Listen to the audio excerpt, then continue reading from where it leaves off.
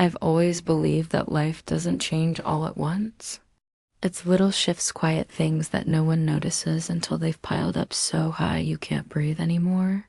That's how it started. I didn't see it coming, not at first. Jared and I had been married for 5 years. To the outside world, we were a happy couple. At least that's what I thought. I remember when we first met how easy it was. He made me laugh, made me feel like I was the only one who mattered in the room. And for the longest time, it felt like we had it all figured out. Our lives were set. We had a routine: breakfast together, a kiss goodbye, evenings spent on the couch, watching Netflix. Simple, comforting.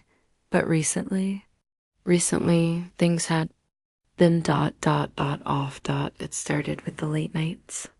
At first, I brushed it off. He had a big project at work, and I wanted to be supportive. I would say, "I'll see you later," and he'd mumble a distracted, "Yeah," before closing the door behind him. But then, it wasn't just the work hours. Jared became distant in other ways.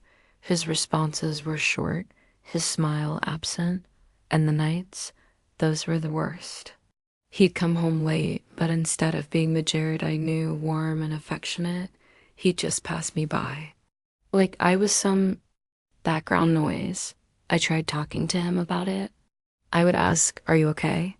You've been distant lately." But the answers were always the same: "Work's been crazy," or "I'm just tired." I wanted to believe him. Hell, I wanted to ignore the growing knot in my stomach. But it wasn't just the late nights. It was the way he looked at me sometimes, like he wasn't seeing me at all. I couldn't put it into words, but I could feel it in my bones. And then there was the phone. It seemed so trivial at first. But one night, he left it on the kitchen counter. I was in the middle of cleaning, just moving things around, when it buzzed. A text message. Normally, I wouldn't have looked. I trust him. But that night, something in me snapped. I don't know why. Maybe it was the late hours, the coldness, the feeling that something was wrong. Whatever it was, I picked up his phone. The message was from an unknown number. It read, "I miss you. We need to be more careful. Can't let her find out."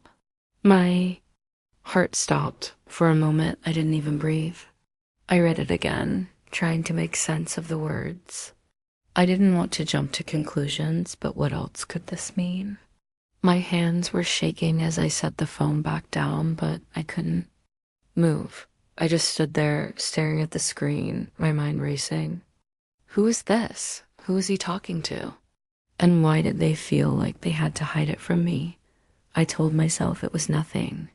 Maybe it was some harmless mistake, a wrong text. But deep down, I knew. I knew that the small crack in my perfect life had just turned into a massive, jagged fissure. The truth was, I had just been handed the first clue. The first crack in the wall I had built around my heart. And I didn't know if I could fix it or if it was too late. I tried to calm myself.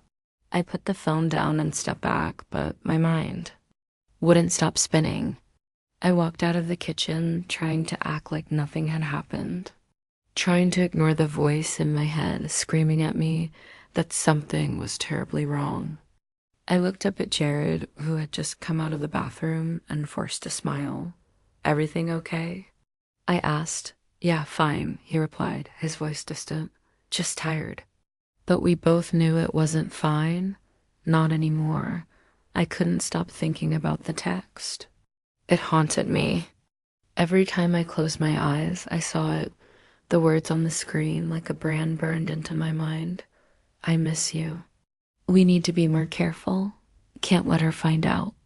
The silence between Jared and me had grown heavier after I saw it, and no matter how much I told myself to just forget about it, to ignore the nagging voice in my head, I couldn't. I tried to act normal. I really did. But every time he left his phone unattended, I found myself sneaking glances. I knew it wasn't healthy. I hated myself for it. But what else could I do? How could I just pretend everything was fine when I knew something wasn't? The next day, when he went to take a shower, I grabbed his phone again. My heart was pounding in my chest as I unlocked it. I couldn't stop myself. I scrolled through the messages, each one like a slap in the face. There they were, texts back and forth between him and this woman. Casual at first, then it got flirtatious. The way they spoke to each other. It was intimate. The last message made my stomach drop. It was clear. They were planning to meet at a hotel. I wanted to vomit. I couldn't believe it. Was he serious? Was this really happening? I couldn't breathe, couldn't think, but I had to know. I had to confront him. He came out of the bathroom, completely unaware of what I had just read. He was towel drying, his hair acting as if everything was fine. I froze, holding the phone in my hand like it was burning me.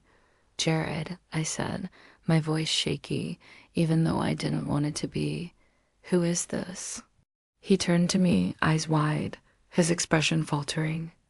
Just for a split second, I didn't miss it. But then it was gone, replaced by that mask he always wore. "What are you talking about?" I showed him the text. "I miss you. We need to be more careful. Can't let her find out." His face went completely blank, and for a moment, I thought maybe he would say something, anything that could make me feel like this was a misunderstanding. But instead, he sighed heavily, as if the weight of my question was a burden he didn't want to deal with. "It's nothing, okay?" He said it so casually, as if my world hadn't just shattered.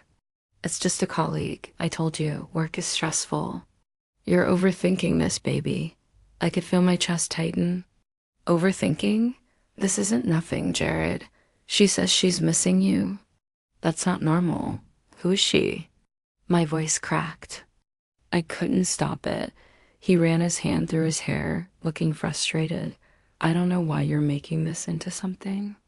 It's work stuff, just ... just some stress."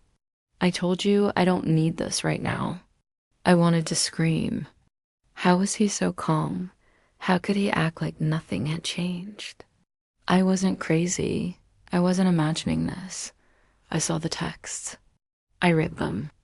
And yet he stood there acting like it didn't matter. "Who is she, Jared?" I asked again, my voice barely above a whisper now. He stepped closer, a hand on my shoulder, trying to calm me down. "It's not what you think. You're making this bigger than it is."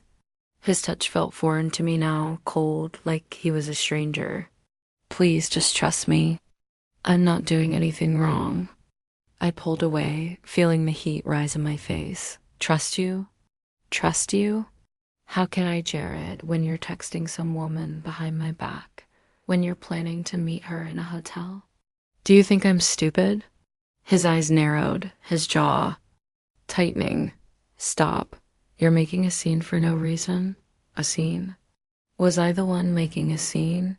Or was it him betraying me in plain sight? My hands were shaking as I held the phone up, the message glaring at me. But he just kept deflecting. "It was nothing," he said. "It was no big deal." But I knew the truth. I felt it in my gut, even if I couldn't prove it. "I don't want to hear this anymore," he said, his voice flat, like he'd already checked out of the conversation. "You're being paranoid." I stood there, feeling the tears sting my eyes. I wanted to scream, to demand answers, but I couldn't find the words. I felt like I was drowning. "So you're telling me this doesn't mean anything?" My voice was barely a whisper now. Exactly. He didn't even look at me as he said it, his tone dismissive. I wanted to collapse. I wanted to fall to the floor and break into a million pieces. But instead, I just stood there, holding the phone in my hands, the truth gnawing at me, knowing that nothing he said could fix what was broken. The silence stretched between us, heavy, suffocating. I couldn't even look at him anymore. "I can't do this," I whispered, my voice cracking. I turned and walked away, the weight of his lies pulling at me, dragging me under. But there was nothing I could do. I had no real proof, just this empty feeling in my chest. As I closed the door to the bedroom, I let the tears fall. I couldn't stop them. It's been days. Days since I found that text, since the crack in my world appeared, and it hasn't stopped gnawing at me. I can't focus. I can't think. Everything, every damn little thing reminds me of him, of what he's doing, of what he's hiding. I've caught myself staring at Jared more than I should. He's sitting on the couch, flipping through some random magazine, and I'm just watching him. Every small movement, every little change in his expression. His eyes flicking to the phone, the way he avoids me when I enter a room. I notice everything now. Every word, every gesture feels loaded. I hate it. I hate that I'm doing this. I never used to be this way. But now, all I want to do is dig deeper, to find something that will make sense of what's happening, to see the truth, even if it breaks me. I feel crazy. I tell myself over and over that I'm imagining it. Maybe it's just the stress, maybe I'm overreacting. But every time I try to push it out of my head, that damn text flashes in my mind. I miss you. We need to be more careful. Can't let her find out. I can't shake it. I start looking through his social media. I tell myself I'm not snooping, but who am I kidding?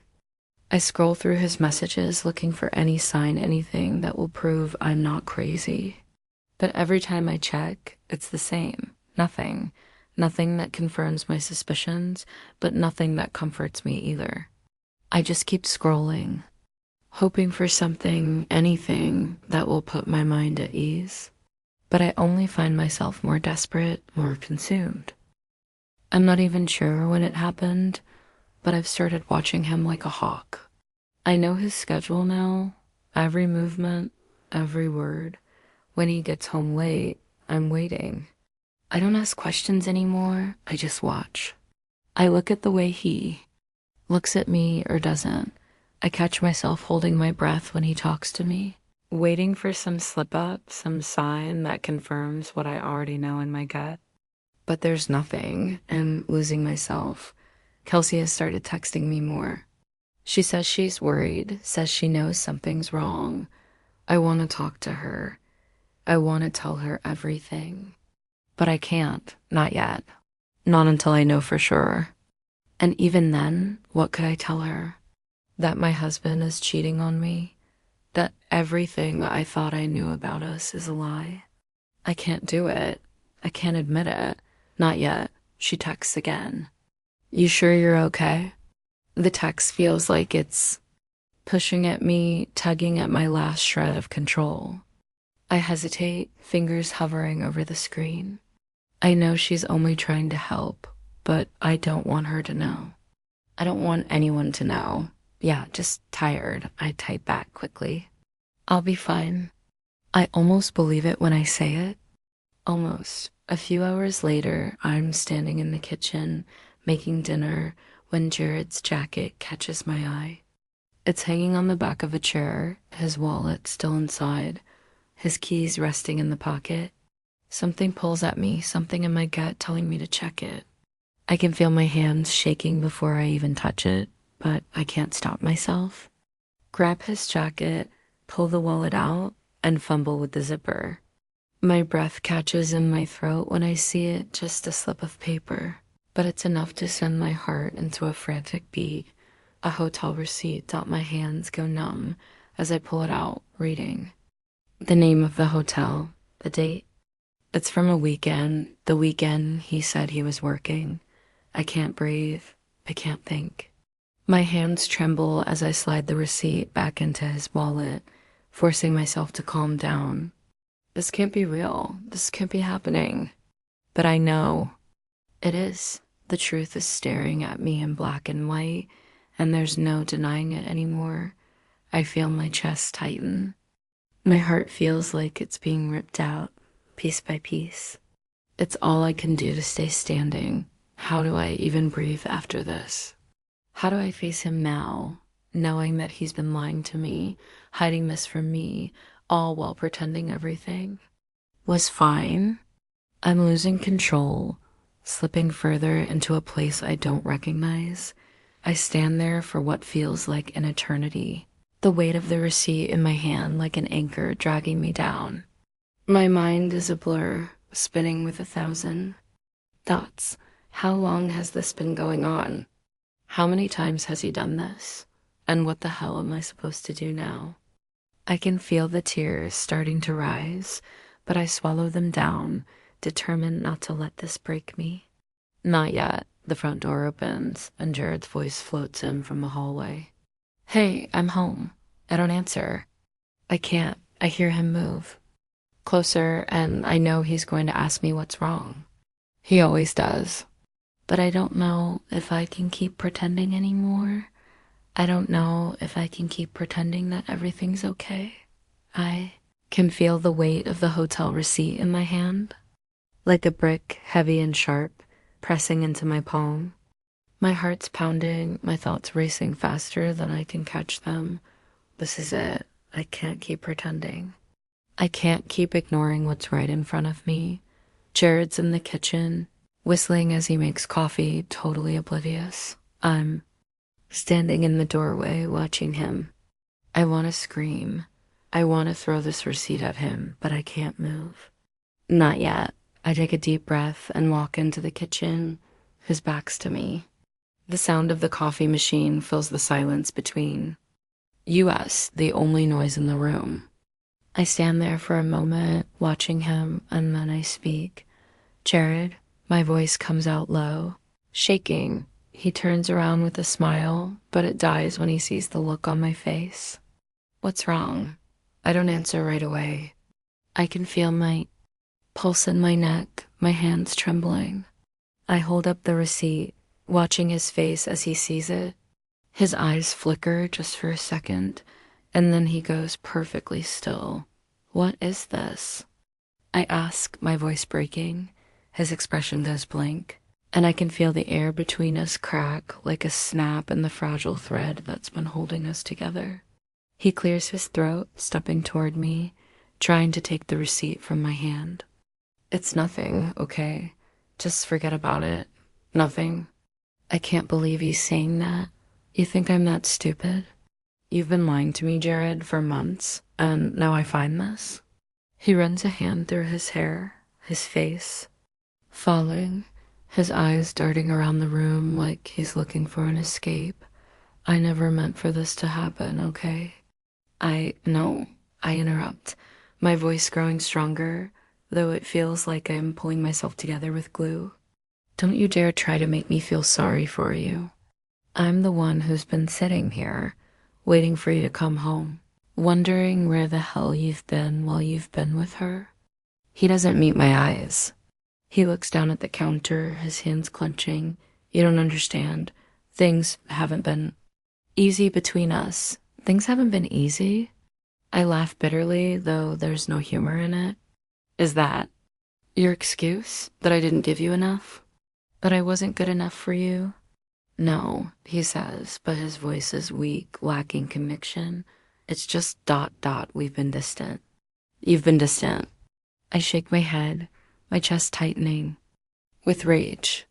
So, because I was distant, that makes it okay for you to sleep with someone else, to lie to me, to sneak behind my back and do God knows what with her? He steps closer to me, but I can see the hesitation in his movements. He knows he's losing me. I didn't want to hurt you. It just ... had happened. I was feeling so alone, and she ... She made me feel like I mattered. My stomach churns. So, you found someone else to make you feel better? That's your excuse? My voice cracks as I say it. I gave you everything. Jared, everything. And this is how you repay me? I never meant to hurt you. His voice is quieter now, almost pleading. It just got out of hand, but we ... We can work through this. We can fix it. Fix it? My mind's spinning. I can't even look at him anymore. How do we fix this, Jared? How do I just forget that you've been lying to me for who? Knows how long? How do I just move on from this, from you? He steps forward, reaching for my hand, but I pull away, my heart pounding in my chest. Please don't shut me out. You have to understand. I don't have to understand. Anything, I snap, finally letting the tears fall. You don't get it. You don't get what you've done to me, to us. His face softens for a moment, and I can see the guilt in his eyes, but it's not enough. Nothing will ever be enough now. I'm sorry, he says quietly. I'm so sorry, but I don't feel sorry for him. Not anymore.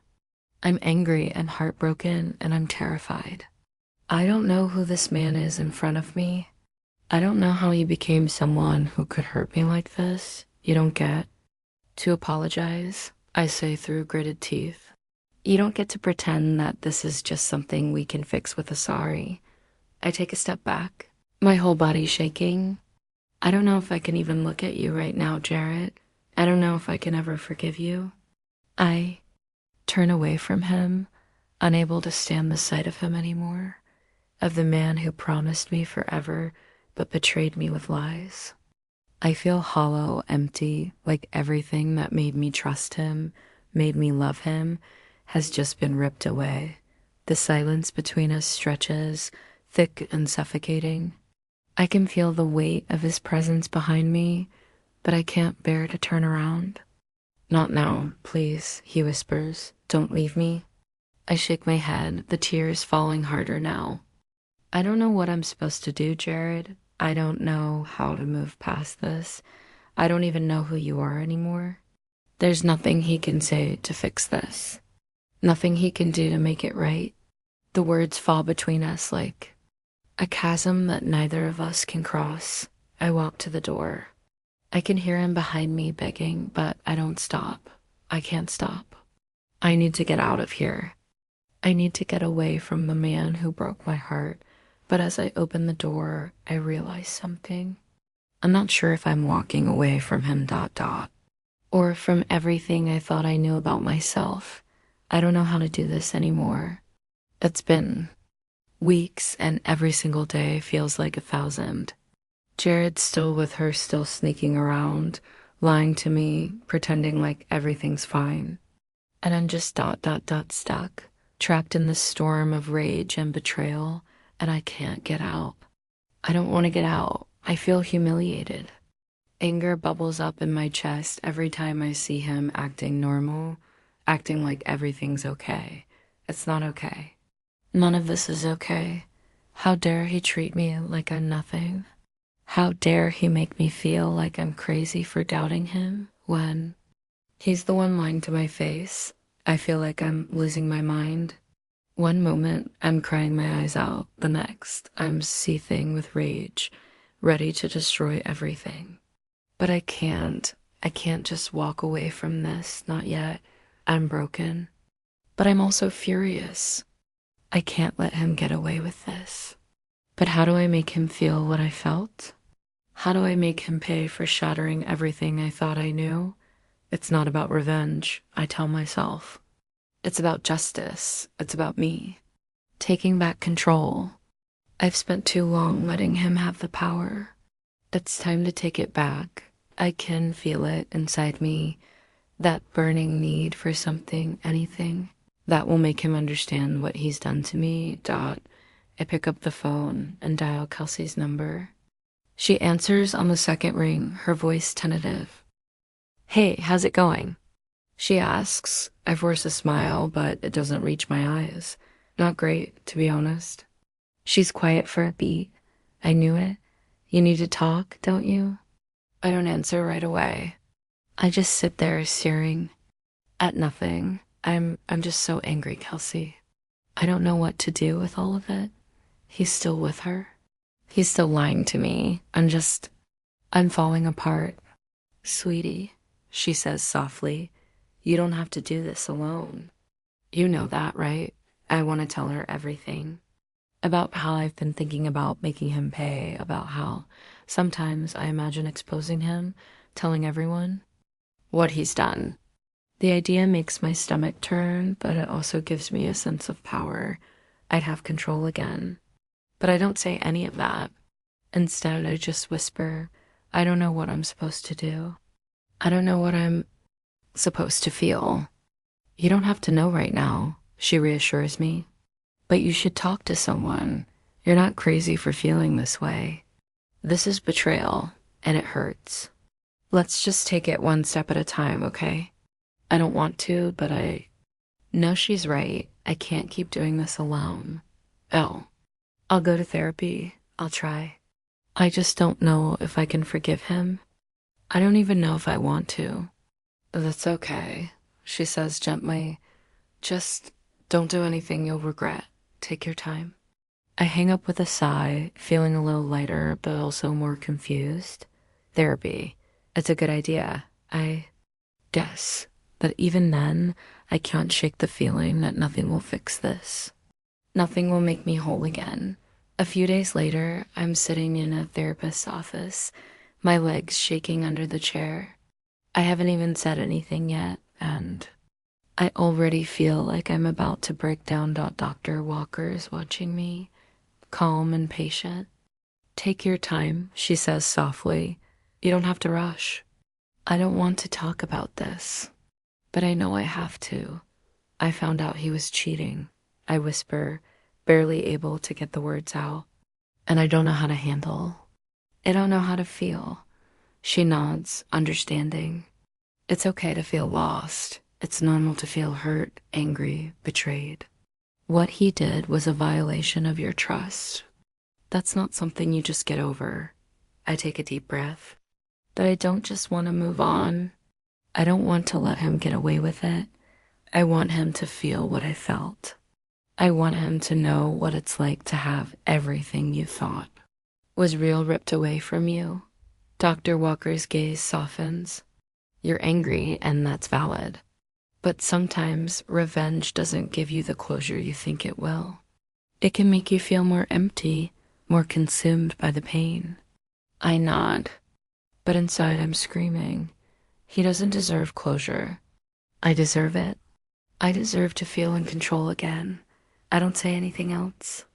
I just sit there in the quiet of her office, letting the weight of her words sink in. But I know deep down that I'm not done yet. I'm not ready to forgive him. Not even close. The days drag on, and I keep thinking about what Dr. Walker said. Maybe she's right. Maybe revenge won't help. But the more I think about it, the more I realize that I'm not doing this for him. I'm doing this for me. I need to regain my power. I need to stop feeling so ... small. But what does that look like? What's the price of my peace? Jared comes home that night, acting like nothing's changed, like I'm still the same person who doesn't know the truth. I hate him for it. I hate how easy it is for him to pretend everything's normal. I sit on the couch, my arms crossed, watching him. He glances at me, trying to smile, but I can see it in his eyes. He knows something's wrong. What's going on? He asks, his voice cautious. I just stare at him. I wanted to scream at him. I want to expose everything right here, right now. But instead, I take a deep breath and say, we need to talk. I spent the last few days thinking, planning, and trying to convince myself that I was doing the right thing.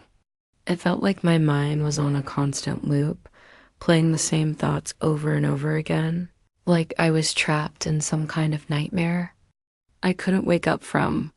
But then there was a moment, just one small, simple moment that made it all clear. I looked at myself in the mirror that morning, tired and raw, my eyes red from crying the night before. And for the first time in weeks, I didn't see a victim. I saw someone who could take control. I wasn't going to let him decide my fate anymore. I wasn't going to stay in this suffocating situation, waiting for him to change or apologize. It wasn't about revenge. It wasn't even about him anymore. It was about me. About taking my life back. About reclaiming who I was before this. Mess happened. Jared's at work right now, and I can feel the tension in the air, the quiet, the stillness. I've been holding this in for so long, and now I'm ready to say it. I'm ready to leave.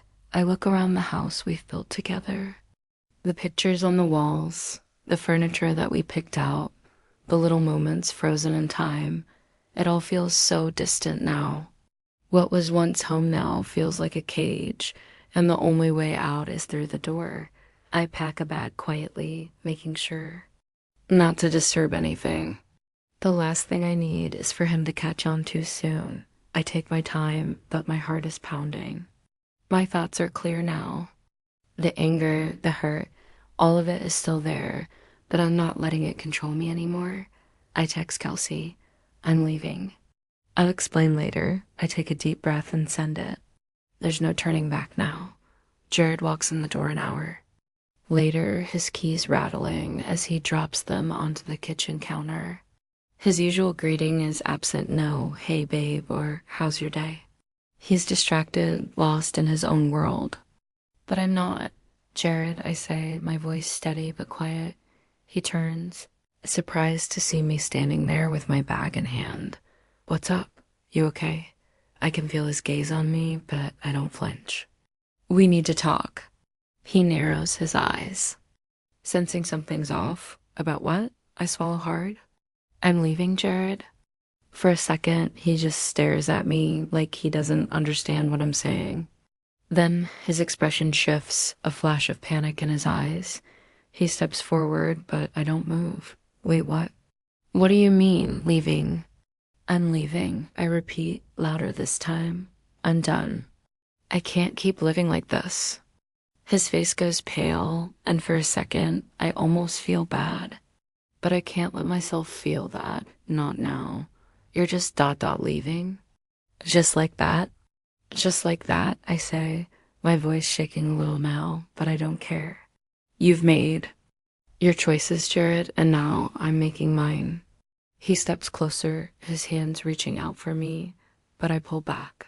Don't touch me. Don't do this, please. We can fix this.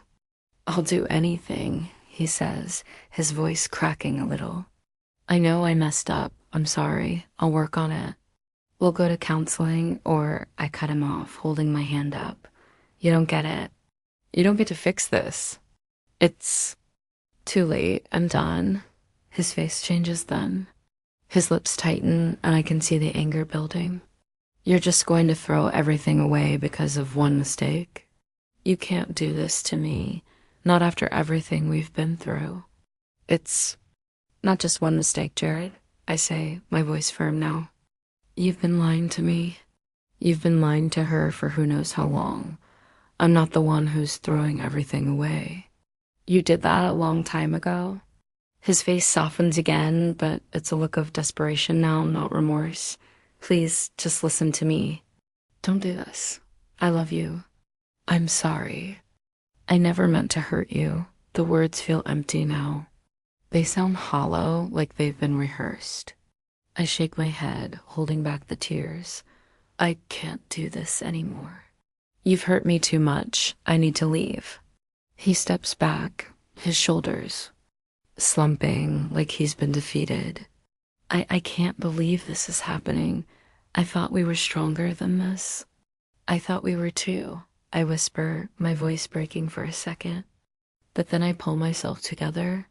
But I'm not staying in this. I'm leaving, and I'm taking control of my life again. He stands there, staring at me like he doesn't know who I am anymore. And maybe that's true, because I don't recognize him either. The man I married isn't here anymore. The man standing in front of me is a stranger. Please, he says, his voice pleading. Don't go. I'll change. I swear, I love you. I don't believe you anymore, I reply quietly, my voice cold. I'm sorry, but I can't stay. I turn around and walk to the door, feeling his gaze burning into my back. I stop for a moment, my hand on the doorknob, and I turn back to him. This is over, Jared. You've already made your choice, and now I'm making mine. Goodbye. And just like that, I walk out the door, leaving him behind. I don't know when it started to feel like watching a train wreck slow. inevitable and yet somehow still painful to witness.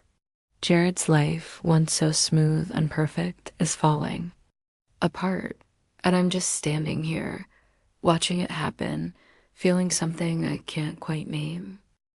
The divorce papers were filed weeks ago, and since then, everything seems to be crumbling for him. I should feel some kind of victory, some sense of justice, but all I feel is a strange mix of relief and sadness.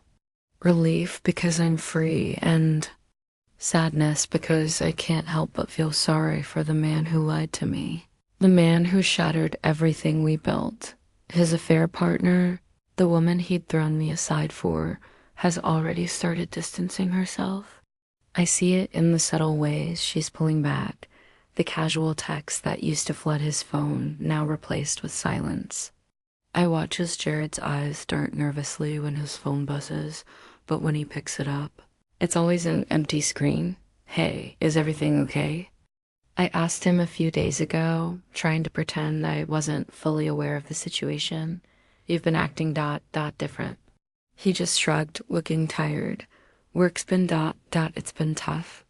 A lot of pressure, you know. But I can tell something else is eating at him. And I know exactly what it is. I can't even bring myself to feel bad for him. He's reaping what he sowed. He's the one who threw everything away, the one who made the choice to betray me. Watching him lose control of his perfect little world is oddly satisfying, like watching a puppet finally snap its strings, and yet I can't deny that there's a part of me that feels pity. I watch him sit at the kitchen table one night, his hands trembling as he scrolls through his phone. He's texting someone he's trying to keep a secret, but I already know who it is. His affair partner. He's still trying to cling to whatever he can, trying to make it all work, but it's slipping through his fingers. You okay? I ask, my voice colder than I intended. He glances up at me, eyes flicking between the phone and my face. Yeah, just a lot going on, you know? I nod, but the anger rises again. The same anger that's been simmering inside me for months now. Is it worth it? I ask him before I can stop myself. All the lies, all the hurt, is it worth it to lose everything? He doesn't answer. Instead, he looks away, his jaw tightening. His work life is falling apart too. He used to be the star employee, always getting praise, always bringing home accolades. But now, I can see it in the way his boss avoids him, the way his colleagues whisper behind his back.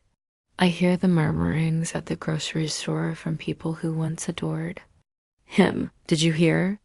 Jared's going through a divorce, they say, and I can see the judgment in their eyes. Even his family is starting to question his actions. I've stopped pretending to feel sorry for him. I used to care. I used to want to protect him, to protect what we had, but not anymore. Not after everything he did. I see him at a party a few days ago, surrounded by friends who used to adore him, but now they're looking at him with pity, or worse, disdain. It's a far cry from the golden boy he once was. I can hear the whispers as I walk past how he's changed, how his arrogance has taken over. I'm not sure if I should feel satisfaction or guilt for watching his life unravel. Is it wrong that I find some small comfort in seeing him suffer? Is it wrong that I enjoy seeing him pay for his mistakes? Are you okay? Kelsey asks me on the phone one night, and I almost laugh. I don't know what I'm supposed to say. She wants me to be okay, but am I really? Yeah, I say, my voice lacking conviction. I'm fine. Just watching him fall apart. It's weird, you know? Do you feel bad about it? She asks gently. I pause. I should, right? I should feel bad for him. He's still the father of my kids, and I did love him once. But no, I don't. Not anymore. He made his choices. Now he has to live with them. The truth hits me hard. I'm not the one suffering anymore. It's him. The man who once held all the power in our relationship is now watching it slip away, piece by piece. And I can't deny that a small part of me takes comfort in that, but there's something else too. Something that gnaws at me when I see him breaking down. I know how much he hates losing control. I can see it in his face when his phone rings, when the bills pile up, when his friends turn their backs on him, and for a split second, I feel a pang of sympathy for him. This is what happens when you destroy someone's trust. This is what happens when you betray the person who loved you. But then I remember how it felt to find that text message, how it felt to be lied to, how it felt to be betrayed. And I realized that this is the consequence of his actions. It's the price he has to pay. And for once, I don't feel sorry for him. I've never been good at letting go. That's what I always told myself, at least. I'd always prided myself on being loyal, on sticking with things through thick and thin. I thought that was the right way. But now, as I sit here in the sterile courtroom, a strange sense of calm washes over me. Today's the day, Dot. It's finally happening. The last thread between Jared and me is being severed. The divorce papers are in front of me, waiting for my signature. And I'm ready. For the first time in what feels like forever, I'm ready. Jared's sitting across from me, his eyes glued to the papers, his fingers fidgeting with the pen in his hand. He hasn't said a word since we entered the room, and I can't say I'm surprised. What could he say at this point? All the apologies, all the excuses, none of it matters anymore. The liar sitting beside me clears her throat, drawing my attention. Whenever you're ready, she says gently. I look down at the papers, my heart pounding in my chest. The finality of it all is overwhelming. I think about the years we spent together, the dreams we shared, the promises we made. And then I think about the betrayal, the lies, the emptiness that swallowed me when I found out what he'd done. Do you need a moment? My lawyer asks, sensing my hesitation. No, I say, my voice steady, though I can feel the weight of the decision. I'm ready. I lift the pen and place it on the paper. My hand shakes slightly, but I don't stop. I've been here before, wrestling with doubt, questioning whether this was the right choice, but I know it is. It has to be. For me, I sign my name, my signature finalizing something I should have done long ago. It's done. I take a deep breath, feeling the weight lift from my chest, as if I can finally breathe again. The room feels a little smaller, a little less suffocating. Jared doesn't say anything. He just looks at the papers, then back at me, his face unreadable, but I see it. I see the guilt in his eyes, the regret that he'll never admit. The lawyer gathers the documents and looks between us. Congratulations, she says, though it feels hollow coming from her. This is the end of one chapter and the beginning of another. I nod, my mouth dry. It's surreal. This moment, this finality.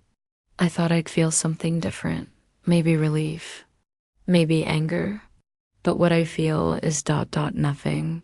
A strange emptiness, but also a sense of clarity. This is it.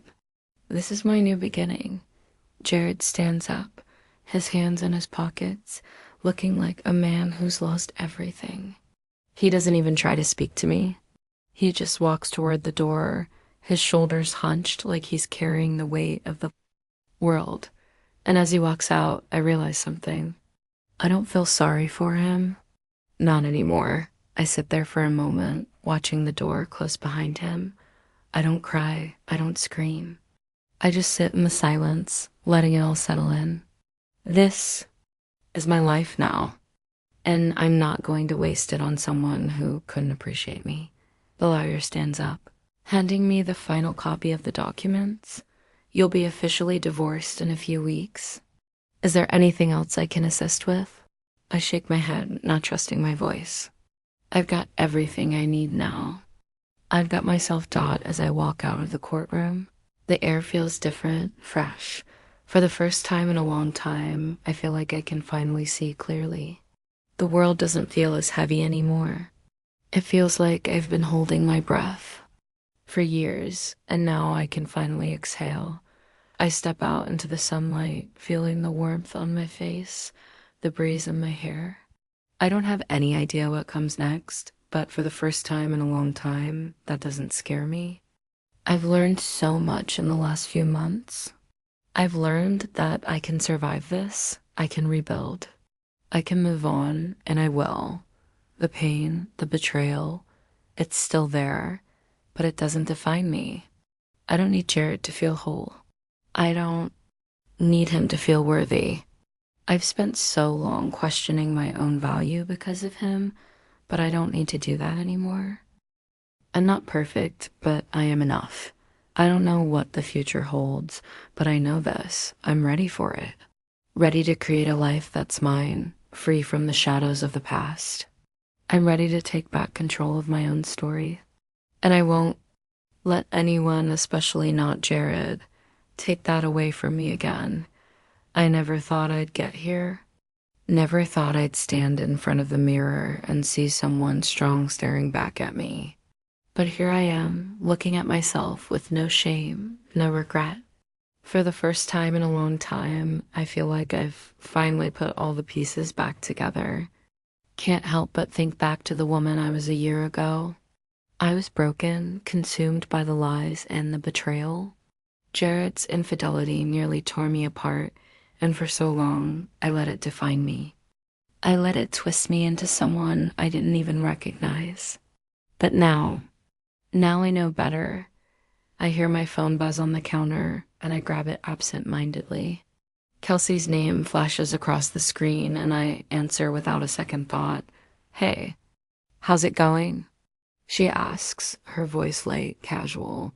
I smile, feeling the weight in my chest lift just a little more. Better.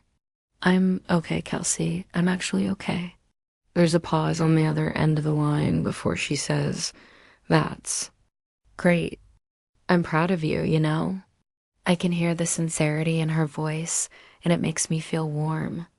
But I also feel a sense of pride swelling in my own chest. I didn't think I'd get here. Not after everything, but I don't know. I've learned a lot about myself, about what I can take, and I'm stronger for it. "I've seen you go through hell," Kelsey says quietly, "but you've come out of it. You're not the same person who walked into that courtroom, and I'm so proud of you for that." I laugh softly, not out of humor, but out of relief. "I've come a long way. You've been with me through it all. I couldn't have done it without you." I let the silence sit for a moment, feeling the weight of what I've been through, but also knowing that I've survived it. I'm no longer that broken woman who clung to the idea of what we once had, to the illusion of a perfect life. I've accepted that life doesn't always turn out the way you think it will, but that doesn't make it any less valuable. "How's Jared doing?" she asks after a beat. I exhale, my eyes drifting to the space around me. I don't know. I don't care. Honestly, it doesn't matter. He made his choices, and I'm not part of his story anymore. I'm done, for real this time. Kelsey's voice softens. "I'm glad you've made peace with that. You deserve so much better." "I do," I reply, more to myself than to her. I spent too long trying to make someone else's choices fit my life, but now I'm doing things for me. I stand in front of the mirror, looking at the woman I see. She's different from the one who would have begged Jared to come back, who would have accepted his apologies and lived in denial. No, this woman is stronger, wiser, and fully aware of her worth. I'm moving forward. "Kelsey," I say, feeling the weight of those words settle in my chest. I'm not going to let the past hold me back anymore. I've learned my lesson, and I'm done with all the lies, the secrets. I'm ready for what's next. I can hear Kelsey's smile through the phone. "That's the spirit. You've got this." I laugh softly, feeling lighter than I have in months. I think I've always had it in me. I just had to learn how to find it again. We talk a little longer, but I eventually end the call, my heart lighter than it's been in so long. I look at myself again in the mirror. I don't see the broken woman who cried herself to sleep every night, who let herself believe that she wasn't worthy of more.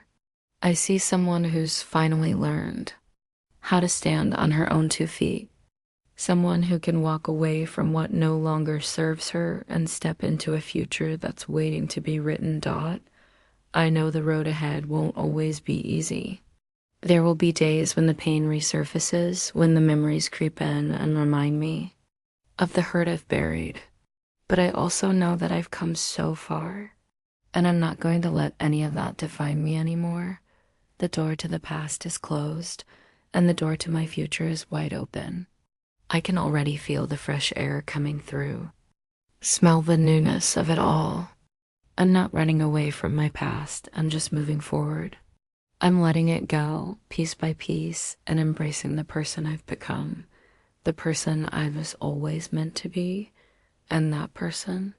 She's strong, she's worthy, and she's ready for everything that's coming her way. I take one last look at the mirror and smile. This is the beginning. My beginning.